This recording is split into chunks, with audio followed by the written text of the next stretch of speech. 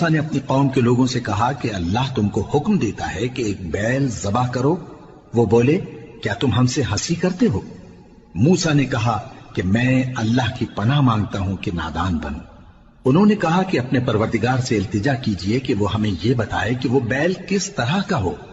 موسیٰ نے کہا پروردگار فرماتا ہے کہ وہ بیل نہ تو بوڑھا ہو اور نہ بچڑا بلکہ ان کے درمیان یعنی جوان ہو، سو جیسا تم کو حکم دیا گیا ہے ویسا کرو۔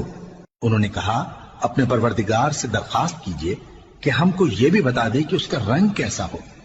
موسیٰ نے کہا پروردگار فرماتا ہے کہ اس کا رنگ گہرا زرد ہو کہ دیکھنے والوں کے دل کو خوش کر دیتا ہو۔ انہوں نے کہا اب کے پروردگار سے پھر درخواست کیجئے کہ ہم کو بتا دے کہ وہ اور کس کس طرح کا ہو، کیونکہ بہت سے بیل ہمیں ایک دوسرے کے مشابہ معلوم ہوتے ہیں، اور اللہ نے چاہا تو ہمیں ٹھیک بات معلوم ہو جائے گی۔